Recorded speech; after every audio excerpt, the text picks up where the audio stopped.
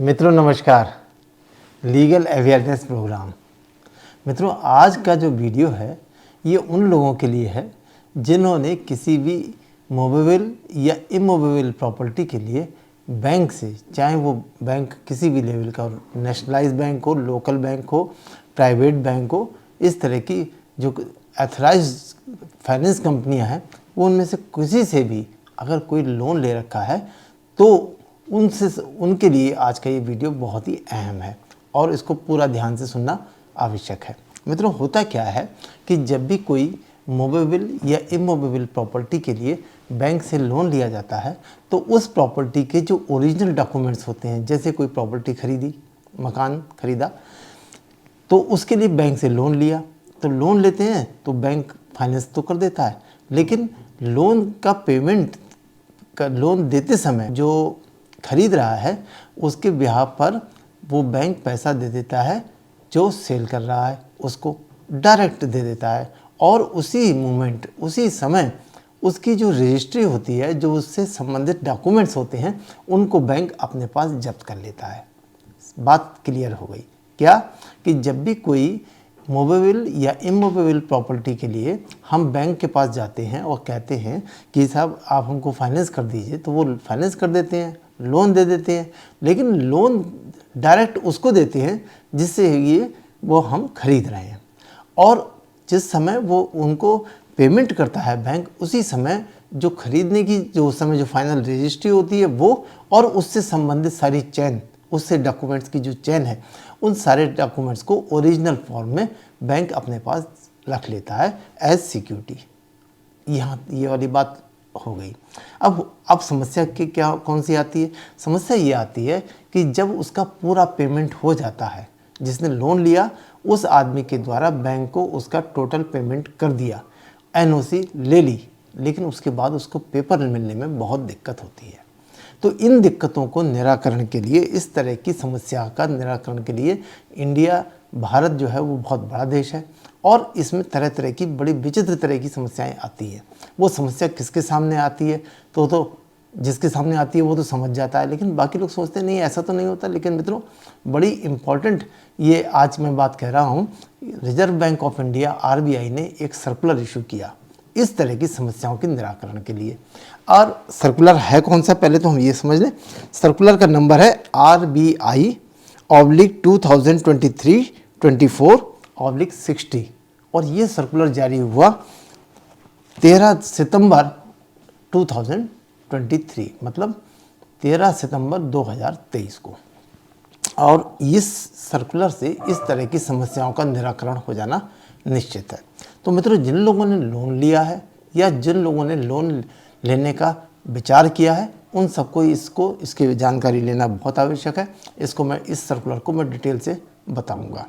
देखिए पहली बात तो ये कि जो समस्या आ जाती थी कि साहब हमने तो पूरा पेमेंट कर दिया, फाइनल पेमेंट कर दिया, बैंक ने एनओसी भी दे दिया, लेकिन हमारे डॉक्यूमेंट नहीं मिल रहे हैं, ओरिजिनल डॉक्यूमेंट्स के लिए चक्कर लगाना पड़ रहा है कि वहाँ रखे हैं, कि हेडक्वार्टर में रखे हैं, कि जनरल ऑफिस में रखे हैं, और बड़ी परेशानी होती है।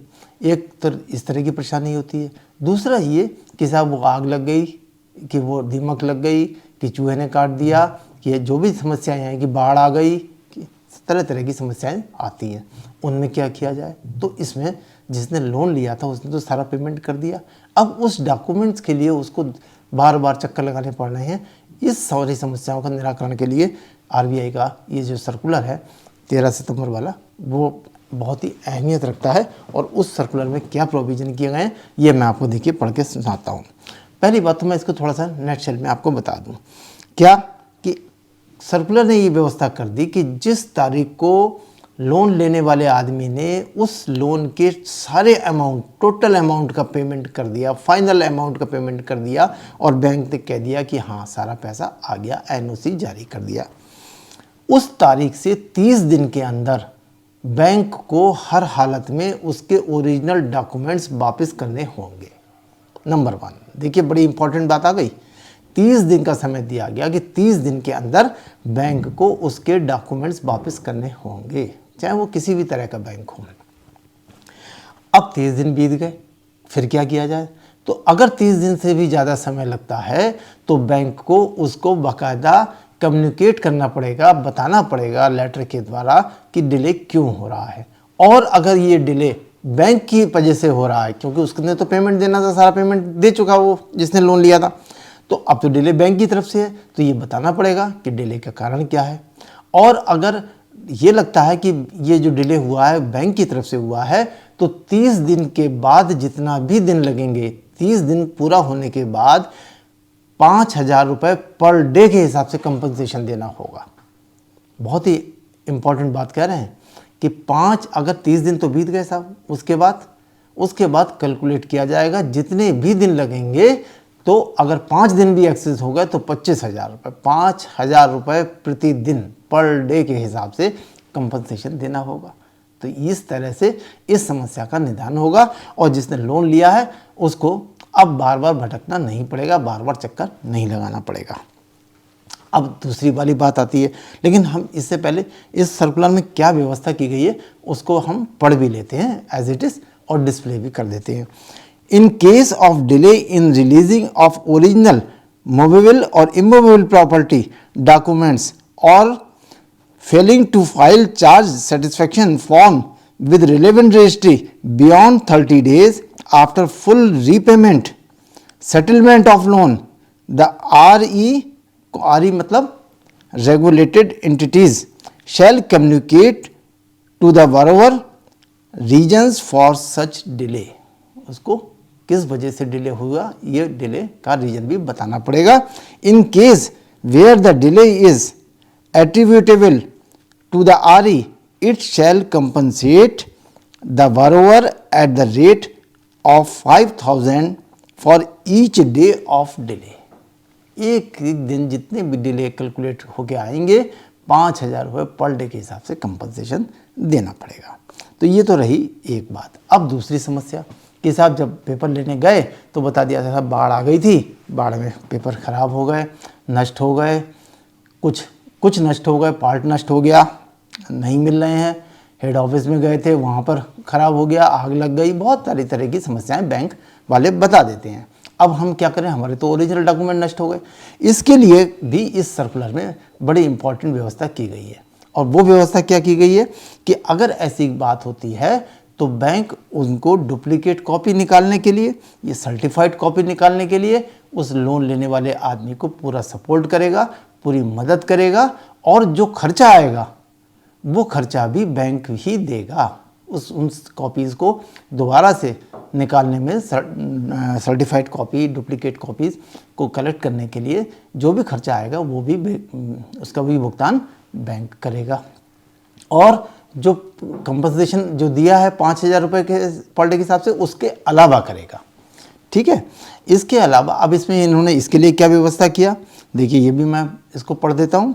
इन case of loss, damage to original movable और immovable property documents either in part और in full, the REs shall assist the borrower in obtaining duplicate certified copies of the movable and immovable property documents and shall bear the associated costs in addition to paying compensation as indicated as paragraph 6 above.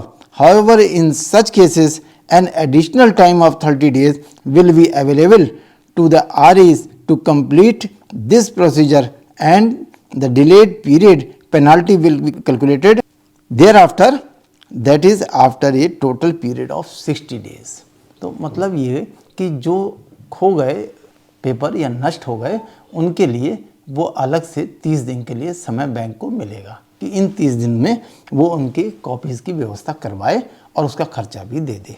इस तरह से total 60 दिन के बाद ये penalty भी calculate की जाएगी अगर ऐसी स्थिति आ जाती है।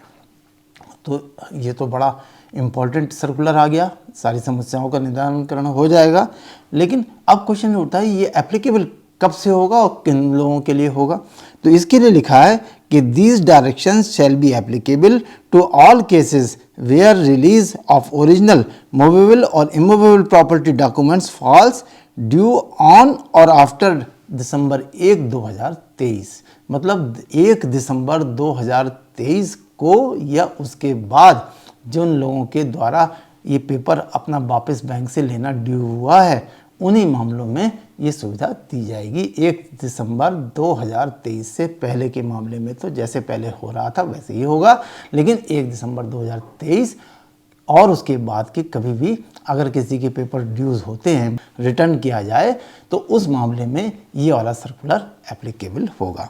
मित्रों, अब इस तरह की जो समस्या थी कि साहब पेमेंट तो सारा कर दिया लेकिन डॉक्यूमेंट्स नहीं मिल रहे हैं, उसका निराकरण हो गया है।